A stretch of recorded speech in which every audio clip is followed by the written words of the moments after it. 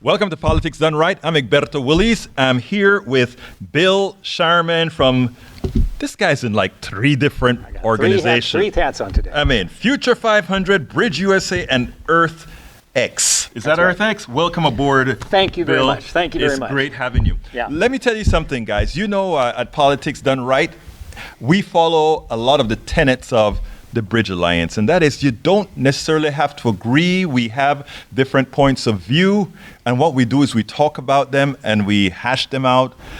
Today, Bill was at my table. I was. And Bill, you have somewhat of a different view. I would tend to call you maybe somebody that thinks we need to make changes on an incremental basis.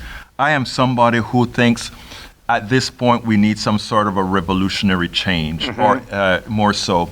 And you know what? I know that where we're going to land is somewhere in between. First of all, tell me a little bit about what you believe.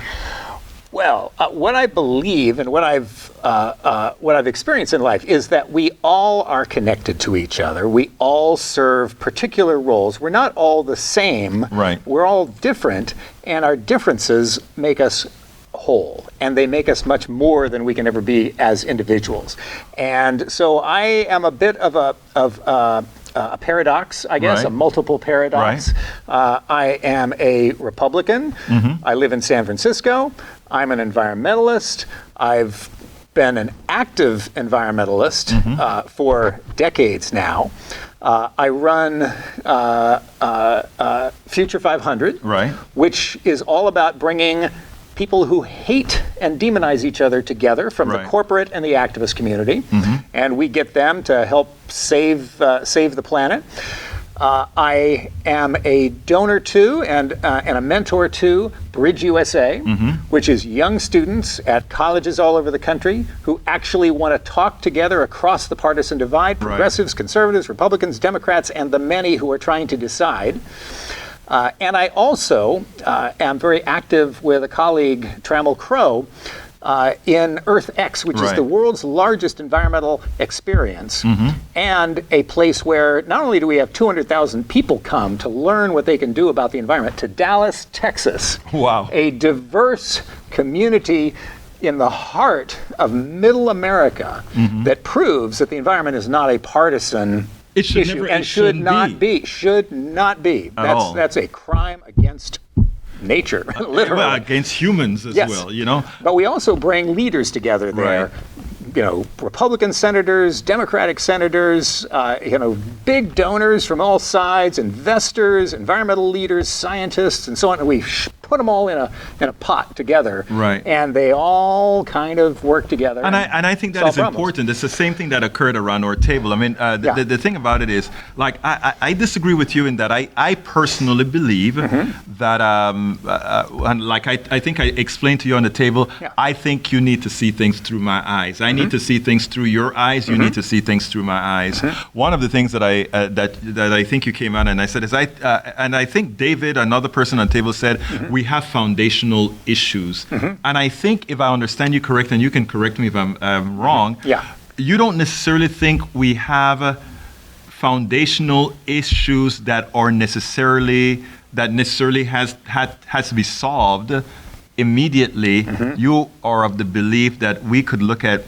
I think you were maybe wanting to play the whack-a-mole game. It's no, I don't actually, and I'm glad you asked, because it's different from that. You know, I look at revolution and transformation as two very different processes. Right. And I want transformative change. Okay. And when I look at nature and when I look at human development, I notice that transformative change happens when you bring complementary opposites together. And we were talking about the Constitution, the Bill of Rights, the Founding Fathers, and various historical events that have led to both positive and negative effects in this country. And I believe that I look at them very seriously with my eyes open to both. I've been a social justice advocate all my life, from being in school and always representing the person out of the loop to today having been an advocate for LGBT well before it was popular. Kosher in the and it's not kosher in the Republican Party yet either. And a Republican who I think stands for what Lincoln stood for, and much of what Teddy Roosevelt stood for, and Dwight Eisenhower stood for, and Ronald Reagan stood for, which is not where the party is right now, in my view. But there are flaws in our Constitution and in our Bill of Rights that were there, I believe, because we were in battle with folks and we made certain compromises to our ideals. I'm a glass 10% full guy. If a glass is 10% full, I figure, well, that's another 10% to put in my glass, and I'm just going to get it up to the top. So, but the Constitution, I think, is about 70% glass full, 30% glass empty, in the sense that there are racist and sexist and old-fashioned and some dysfunctional elements to it. Those should be corrected. But I think that the idea of revolution, of toppling this because we perceive it to have been a product of wealthy white European men, is extremely short-sighted. And it belies what happens in 9 out of 10 revolutions. That when you have a revolution that destroys the foundation that's there, even though that foundation has flaws, you tend to fall even deeper into the abyss. Sorry. That's all right. See what happens. You see, you got excited and lost the mic. That's the consequence. But I tell you, I tell you something. I want to interrupt you here. This is important. Believe it or not, in what you just said, there's much that I agree with, especially when I talk about, I think what happened is we have different definitions of revolution. I like something that you just said there. There are some foundational issues in the Constitution that are darn good. My revolution doesn't do anything against those. Yes. Okay? We hope not. We hope not. Sometimes in a revolution, sometimes things happen that we don't intend. In fact, exactly. Most of the time. I guess what I'm saying is, maybe we are using hyperbolic language when we say, when we say revolution, maybe for some people, like Republicans, like my brother here, we want to temper that. But what I'm trying to say here is, if what you are saying is you acknowledge that 30%, and I think I would proffer that 30% is probably what needs change. If you are willing to change that, I think you would get a buy-in from most of us. I think so, and here's where the problem is. I go in my work. I am always about bringing opposites together, and I see value in both. So I get to experience deep progressive communities and deep conservative communities and libertarian communities, and racially and ethnically and religiously stratified communities of all kinds. What I find is that each one has the answer that the others are looking for, but each one sees the other in its objectionable extreme. I like that. That is so true. That is so true. And I want to stop you for one specific reason. Here's the deal. I have spoken to people I thought were so radically right-wing, and sat down and drank coffee with them, and figured out that in reality, they wanted exactly the same thing that I wanted. And not only that, when I expressed the policies I support, decidedly progressive policies, in a manner that enlightened them, in a manner that they saw a benefit for their family, before their ideological tick kicked in, they're with me, and sometimes they are like, I guess I got to rethink that. But you have to first develop that trust. That they think you're not judging them because they come to you with a wall. Because they're protecting themselves. We protect ourselves. And we have two aspects as humans. We have lots of aspects. But in terms of how we engage on differences, we have two aspects. We have the warrior aspect, and we have the citizen or peacemaker aspect. The warrior aspect, to go to war, you've got to kill people on the other side, which means, I've heard from soldiers what the experience is, and they have to turn the other side into non-humans. They have to develop a name that's demeaning, and they have to obliterate any thought of humanity in that person in order to kill them and then go on killing more. So, in war, you dehumanize your opponent Right. so that you can kill them without remorse. In political war, we're doing that. The right, often, folks on the right who are of the warrior mentality, they are demonizing the progressives on the left. Not just the warrior left, Right. but the entire left. Right. The entire left. They are evil, they must be vanquished, and we must reign supreme. And on the left, they're doing the same thing with the right. Now, if you're on the right, Right. and you're in a convention, as I often am, I'm looking at the warriors and I'm thinking, I'm not as extreme as they are. Right. I know they have a point, but I wouldn't put it that way. But I'm a little quieter than they are because they are sure and they are certain and they Right. are out to kill. And same thing in the progressive community. I like what the warriors are saying. Corporations have too much power and they're polluting, and I really want to change that. On the other hand, they want to tear down capitalism, tear down the corporation, and put government in charge. Not so sure about that. On each side, most people disagree with the warriors, but they still stand behind them in loyalty and unity because they figure they're their warriors. They'll Right. at least push it in that direction. But that's not appropriate. Warriors should not be leading our two political alliances. They should be under civilian control. That's the way we've learned, Right. that our armies work best, is if civilians are in control. The 70% in the middle need to get together, but why don't they? I don't want you to. Because they're divided. Right, and I think they're divided because I think the middle is mythical, and let me explain. Yeah. I think we may need to change the paradigm, and I think the paradigm change means issue per issue, and let me explain why. Yeah. I spoke to a red, conservative, religious, Republican, white woman in my community. Yeah. And I explained to her without naming any kind of things, because my wife has lupus, and I explained the way the medical system works. Yeah. And then I started to explain what it would be nice if it were like. Yeah. Yeah. And when you itemize all the things that I told her, it was equivalent to Medicare for all, as I envision it, as Yeah. many envision it. Yeah. That's what it turned out to be. And she loved it. She loved it. And then I felt a bit guilty because living in my conservative community, she probably assumed I was a conservative. So I looked at her and I said, ma'am, I just want to tell you, I'm a Democrat, and not only a Democrat, I'm a left-wing Democrat. You're a progressive. And then, Yeah. she looked at me and she turned red-faced. Yeah. And she looked at me straight in the eye and she says, but you're so nice. Yeah, right. And right. then I looked at her and I said, ma'am, you need to go out with a whole lot of other people because we're all nice. And then but what it proved is that ideology is preventing us from doing a whole lot of good things. It's true. It's true. However, there are legitimate differences in the right and left worldview and methods. And I think that nature, God didn't make a mistake in making roughly half of us, to the left of center and roughly half of us to the right of center. We really do. But I want to challenge you. I want to challenge you there, Bill. I want to challenge you. Yeah. I don't think it is left of center and right of center. I think.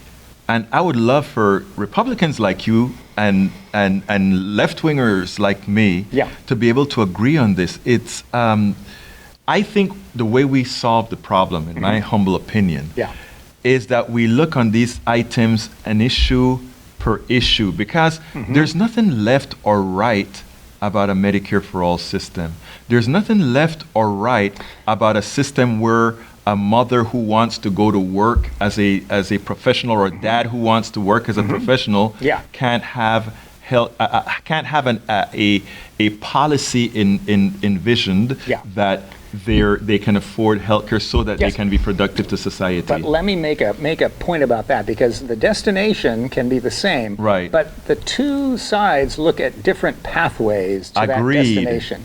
And here's the way I look at it. In my experience, I call progressives and the liberal left. I call them the liberators, because they have a basically optimistic view of nature and people. They think people are basically selfless and nature is basically supportive of us.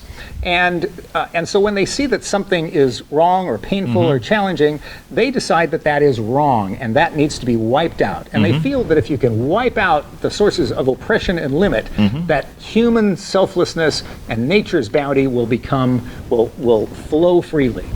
The right has opposite assumptions. They think people are basically selfish and nature is basically a challenge to us. We live in an adverse world where we face risks.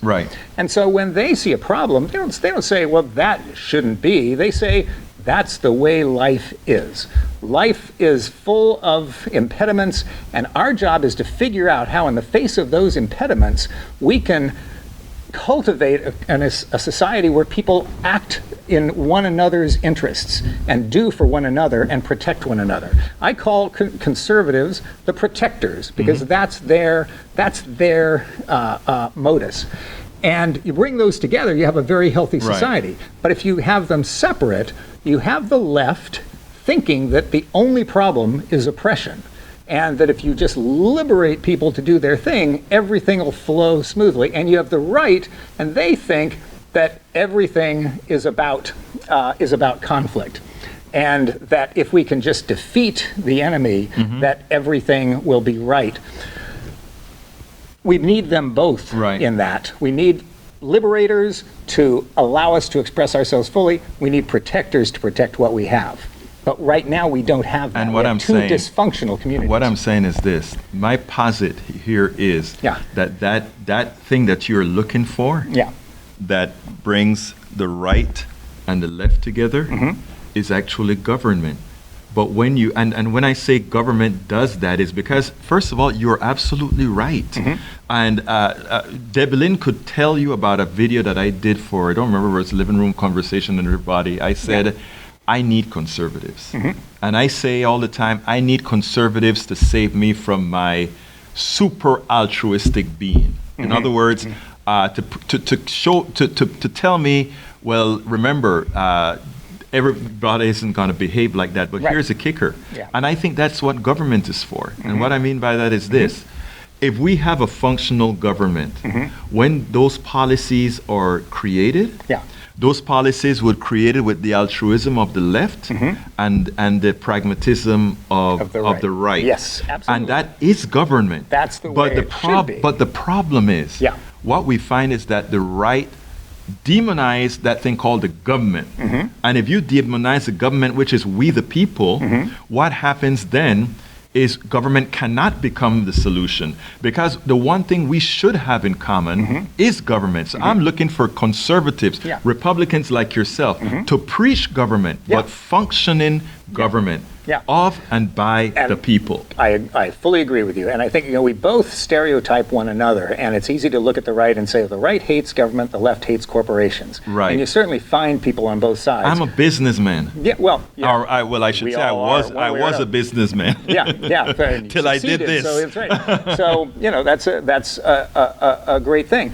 But we know that Republicans revere the Constitution, they revere the Founding Fathers, they revere this system of checks and balances, which is structured for the conservative purpose of assuring that our selfish and combative interests are tamed and directed toward the common good. The right understands the need for that, and so they tend to have a stronger association with those constitutional principles, the basics of government, and they like the institutions that help to keep order, police and soldiers and disciplinary ministers and so on. They see the positives in that. The left tends not to as much, because having an optimistic view, it doesn't think as much about, well, how do we create an institution to correct the problem? So when I look at the left and right, I look to the left to understand the problems, and I look to the right to understand the solutions. Just as you said, the left idealizes and the right is pragmatic. And I am not. I need to correct that. The old right. Okay, and the reason I say that, right, is. Remember earlier today when we were discussing on the table, I said, look through my eyes. Okay? When you talk about Republicans believe, they believe in the police and they believe in discipline and so forth. that is fine for you. To me, when I say they believe in the police, it means I don't stand a chance whether there's a corrupt police or not.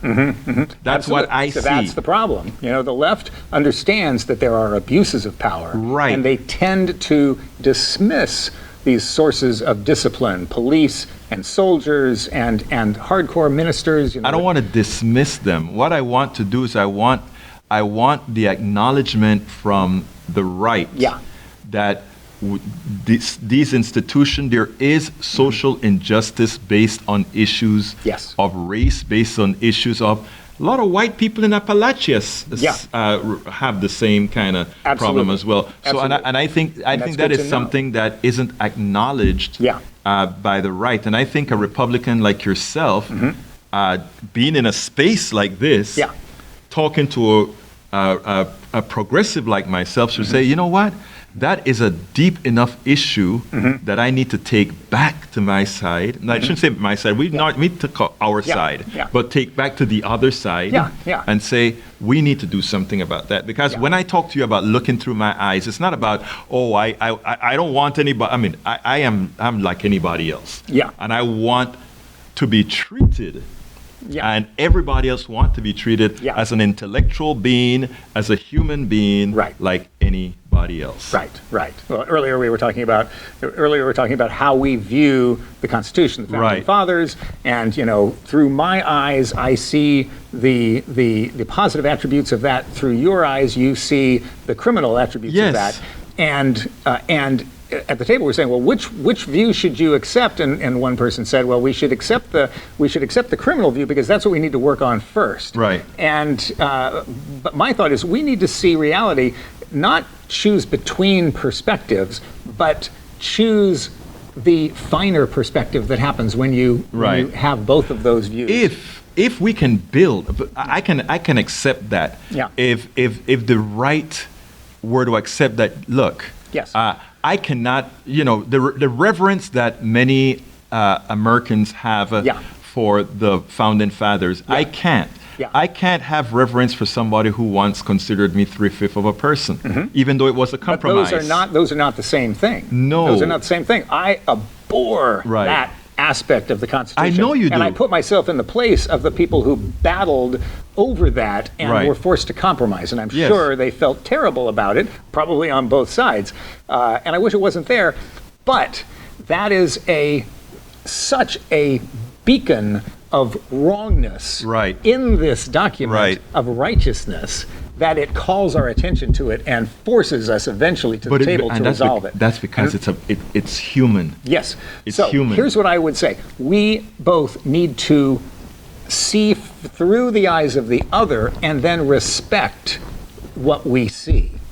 Once we respect what we see, then the opportunities to work together are the same. Well, that's why you're here. If the left, so let's start with the rights. If the right can see that there are glaring flaws in their beautiful Constitution, and that there are people that have been harmed historically by the consequences of those flaws, if they can recognize that and respect that, and the left can look at it through their eyes and say, that is a magnificent document that has its roots in Eastern thought, in Western thought, in Southern thought, in Northern thought. I mean, the ideas in that Constitution were not new to these rich white men. They borrowed them from a lot of places. Every civilization that came before them, and you can trace specific ideas to everywhere in the world. It was a composite of virtuous ideas. Bill, stop. You're telling me that, okay? You need to tell others that. Like who? The people on the right. That was what I was telling the people on the left. I know, but people on the right are more aware of that. No, what I'm saying, no, they're not. You are not a typical Republican. Well, no, I'm not. At all. Okay, and they don't understand that you just mentioned something about the Constitution that very few people will acknowledge, and that it came, whenever Republicans in general talk about the Constitution, they talk about Western democracy, not saying, well, we borrowed a whole lot of things from a lot of different places to make this preeminent document. Which I think it's important. You're right. And that you acknowledge that. other Republicans, if they can acknowledge that as well, it also gives. It also forces them to accept the humanity of that many more people. Yes, absolutely. Yeah, completely agree. Could not agree with you more. And you're right that there's not nearly enough acknowledgement on the right of the distant origins, the ancient origins of the ideas that are in the Constitution. You look back over history, you find those similar battles fought over and over again for thousands of years. Right. And, my sense of history as an American is about 200, 300 years. That's my sense of history. Right. I just came back from Mongolia, where their sense of history is like thousands. 10,000 years. Imagine that, They're living in ways that their predecessors lived 2,000, 3,000 years ago in many respects, and they have a sense of continuity and purpose and wholeness that gives them a certain confidence and fulfillment in life, even though they don't have our wealth. And meanwhile, we're chasing around wealth. No, but it's amazing because I'm glad you said that. Over here we've determined that wealth is capital, and what's amazing is. Wealth is not capital. Wealth is happiness. Wealth is loving what you do. Wealth is so much more. I give up a lot of wealth to do this. Yeah.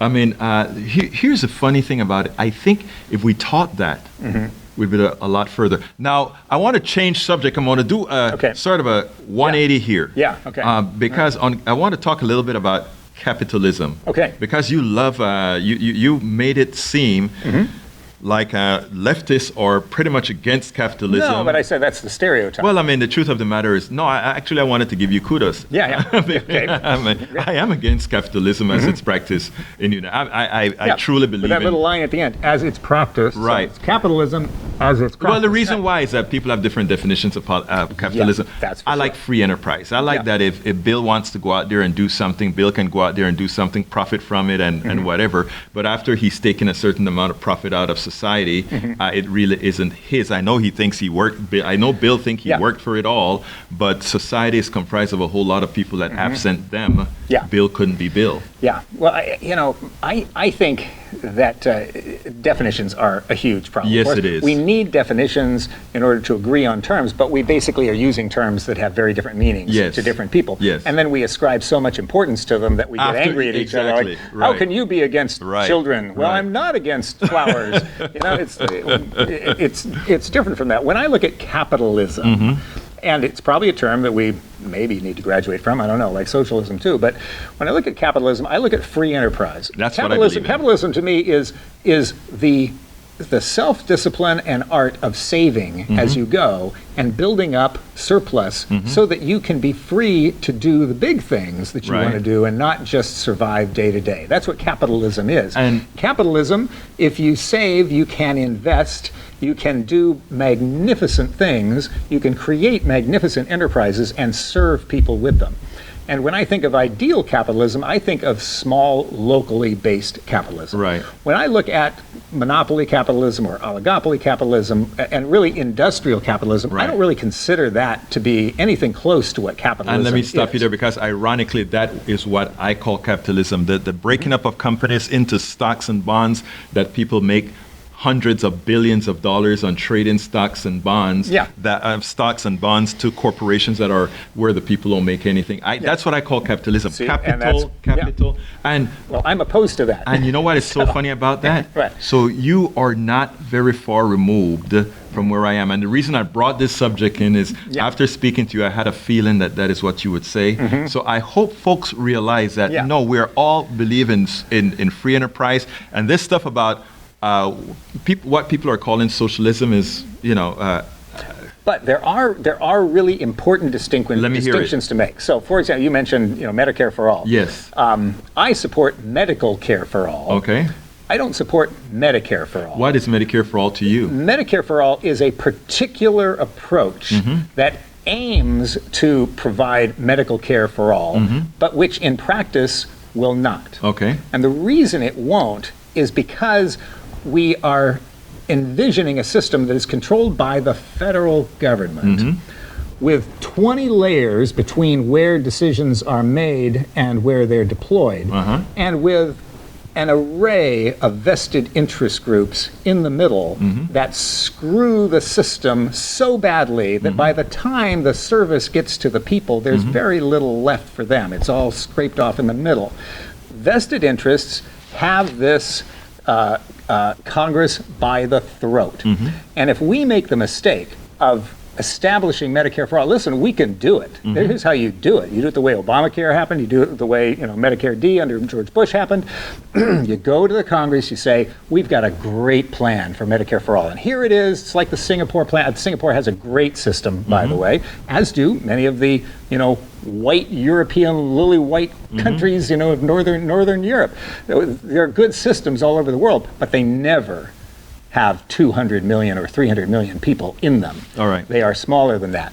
So if we make the mistake of Medicare for all in this political environment, every interest group in Washington, D.C. will get its piece of the pie, and they will lock in their business model into that piece.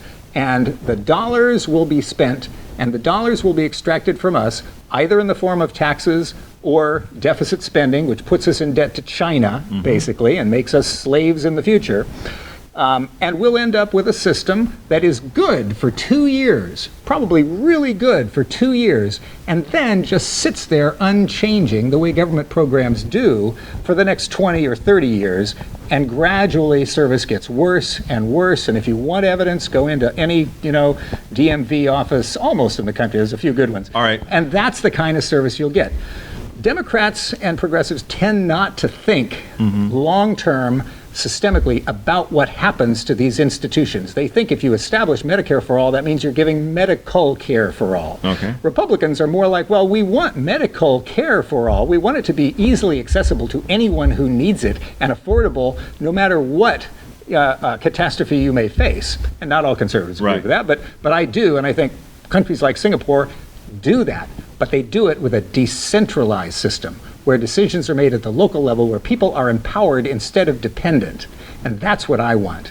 And that is critical to achieving the progressive goal, which is medical care for all, but not the progressive method of Medicare for all. All right, let me give you the caveat now, okay? It is an absolute certainty that if you have a single-payer system, in other words, one entity, whether it be the government or some nonprofit paying a bill, it is much less expensive than having 100 private insurance companies paying a bill. Insurance companies paying a bill depend on several things. One, they have to have advertising for themselves. They have to pay expensive executives. They have to pay. They have to do all of this. And not only that, they bastardize the people so that they'll have a competitive advantage. I remember when I first, and I hear what you're saying. Let me finish. I gave you the entire 5 minutes to talk. Please finish. Yes, okay, go for it. So it and what I'd like you to listen and not jump to conclusions. Yeah. So what we have then is we have all these costs within the healthcare, within the insurance. I'm not yet talking about the healthcare, about providing healthcare. I'm talking about paying for healthcare. Yeah. Now, every doctor's office, they have to negotiate with several insurance companies, which means they themselves have to hire staff to go through and negotiate payments with 100 insurance companies that they have to deal with. These inefficiencies within the I'm only talking payment system are huge. 20 to 30%. Don't believe the Obamacare forcing it down to 18%, because there are ways that these companies capture more money, and they capture more money in having things like when you go for care, this one is out of network, and so they don't pay. So there's a lot of ways they get around it. Not only that, but they're in the service denial business. In other words, absolutely. That's what private insurance companies do. So I'm saying, first crack, if you have one payer, here's what we lose. We lose the entire infrastructure of all those people that are there to deny service. We lose the entire infrastructure of all those high-paid executives. We use the entire infrastructure of those doctors' offices who have to have different these employees. So I mean, the savings are huge. Yes. The most conservative report done by the Koch brothers came out straight up and said it'll cost, I don't remember how many $1 billion less over 10 years to do this, but not only that, it'll cost several $1 billion less than it costs right now to leave 30 million people uncovered. Yes. And with Medicare for All under that scenario, it's 100% of the people covered. Yeah. So that is just paying the bill. Yeah. Yeah. But there are other inefficiencies within our system. Yes. Drug companies, we develop most of the drugs at universities and these other places, and we do not start to capitalize, and notice I use the word capital from capitalism, capitalize on these drugs until it's ready for market or close to ready for market. And then it goes to a company, and then they inflate the prices. And again, that is part of the cost of our healthcare. Same thing go with a whole lot of things. So when you talk about all the people that are getting their piece of the pie, I'm saying right now we have there's a partnership for the Partnership for America's Healthcare right now is working on narratives to get people scared that Medicare for All is the big bad thing. I need to convince people like you, because I think as a conservative who wants to conserve and wants to pay the least they want to pay for these services, I need to convince you that Medicare for All, at least the payment portion initially, is actually the conservative view. Yeah, yeah. I understand what you're saying. I hear a lot, progressives or Democrats that come and they say, well, this idea is really a Republican idea, and we're No, I don't want to call it. No. I accept that, but I completely agree with you with what's wrong with the current system. I am no advocate of the current system. In fact, I agree with you that if we shifted to a single payer system, then for 2 years, the quality and service would be far better and the cost would be far less. So I want to stop you there. For 5 years, I got to stop it would continue to I got to stop you there. But not as much. For 10 years, I want to stop. I want to stop you there, and let me tell you why I want to stop you. Yeah. You're an activist. Yeah. You are Future 500, Bridge USA, and Earth X. Yeah. I'm more like a social entrepreneur. You're a social entrepreneur. Starting these little things. So, well, you better, after this show, you better become a subscriber to Politics Done Right then. I'm going to. Now, here's the deal. Yeah. And this is important. If you say the first 2 years are going to be good, it is incumbent upon you to make sure government works. So, no. When I say you, I mean you mean us. Yeah. And you're correct. Let's say that. Yeah. It's incumbent on us to make sure that continues. If we go to sleep, we get what we deserve. So what I need is for you not to look past the 2 years. We need you to look at the 2 years and say, oh, this would be good. Republicans, let's jump on board and let's make sure those crazy left-wingers, after we get this thing working right, don't do that. And a lot of folks say that, but it took the Democrats to get it through, and it's going to take the Republicans to fix it. No. And I understand. You're more important than I you. hear what you're saying. Sir, Bill, I want to stop you again. Okay. I don't find many Republicans like you. Well, we would if we actually talked to each other. Exactly. Just we're not talking to each other. And what I'm saying, what I'm saying, yeah. You have some attributes that can work in this game. And when I say game, I'm not saying it as a game. I'm saying you're a white baby boomer Republican man. Yes. Okay. Yeah. That's almost an accusation these days. It's not an accusation. It's actually much of the time it is now. This is not an accusation. And don't. I am straight up the way I talk. Yeah. And let me tell you what I mean by this. Yeah.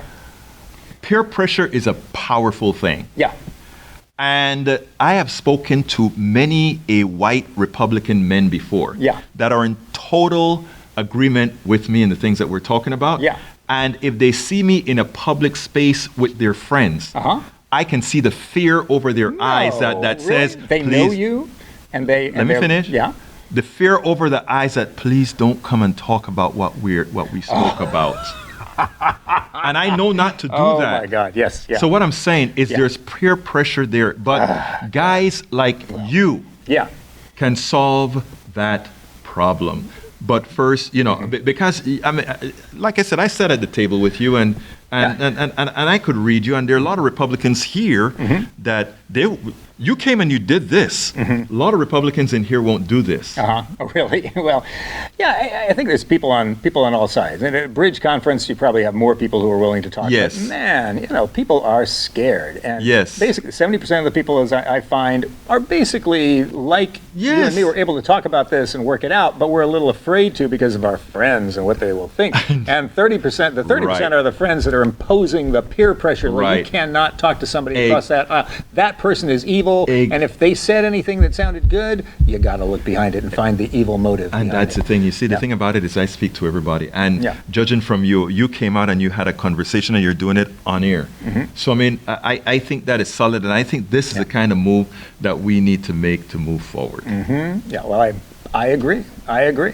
And I think it is helpful if we really trust that God or nature created us all for a purpose. Yes. That we all serve a function. Whether you believe, in a higher intelligence, a higher force, or simply in the, random wheels of evolution.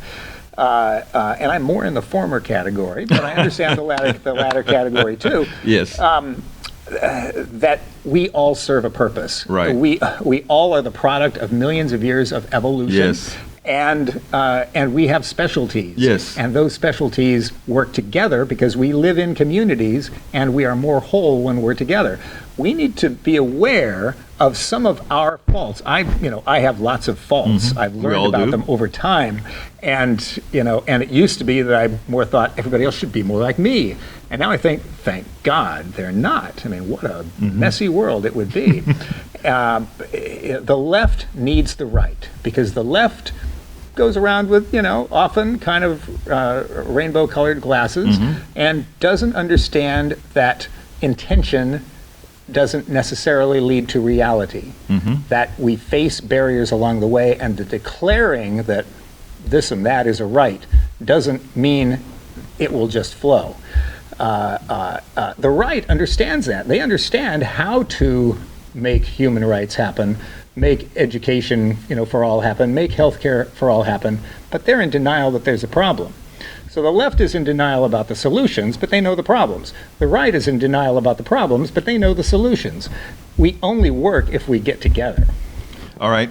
I want to close, but before I close, I just want to make a little adjustment.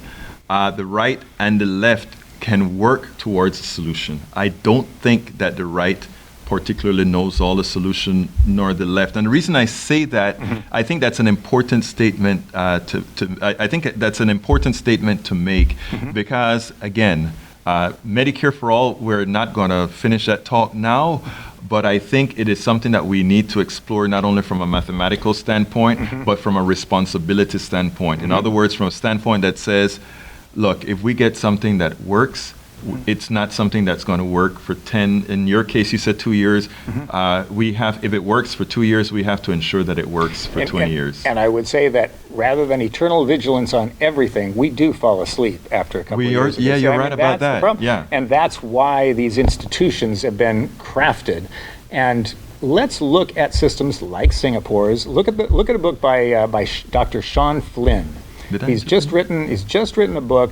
It's a great book about. Send me an email about that. I would like to see what his objections would be. Yeah, if we establish systems on the Singapore model or some of these other models, Singapore costs 75% less than our system, and the service is higher, and the people are paid just as well. But the doctors get to do doctoring, and the nurses get to nurse. They don't have to fill out all these damn forms. What about it's the same thing. Insurance companies? And there are no insurance companies. The government. There are no insurance companies. It's a system. It's like the system you want, but it actually works, and it works because it's established with a smaller population, with fewer interest groups able to screw around. I am going to investigate the Singapore model, but it sounds to me like you're still saying that it's one payer, right?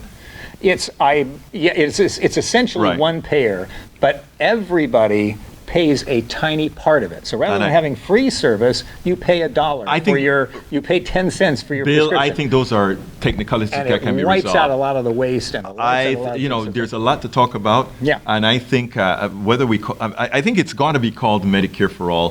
How it's implemented, I think, is where when you get on board, you can say, but we need to put but these be careful of conditions on. labels. I've written laws in California. Yeah, I know. And Right. if you adopt the name that, if I say capitalism for all, Right. the left is not going to go around, Right. even if my capitalism is Right. their, local free enterprise. Right. So, doesn't it Actually, you're right about it. It just has to be medical Bill, care. you're for right all. about that. So I mean, unfortunately, we're going to have to do something. But Yeah. look, Hey, Bill Pleasure. Shireman, Yes, it's my indeed. pleasure to My speak pleasure with you. as Thank you well. for being here Yep, at Bridge Alliance and speaking to us at Politics Done Right. happy to do it. And we need to have more Republicans like you do. And like I said, you have a lot of work to do. And we need more Democrats that'll step across the line Absolutely and so. talk to the evil empire. You're not because, evil. We're You're not evil. Some Thank of you. the system is kind of evil, but Thank you, brother. the people are not. You're a good man. All right, man. Take All right. care.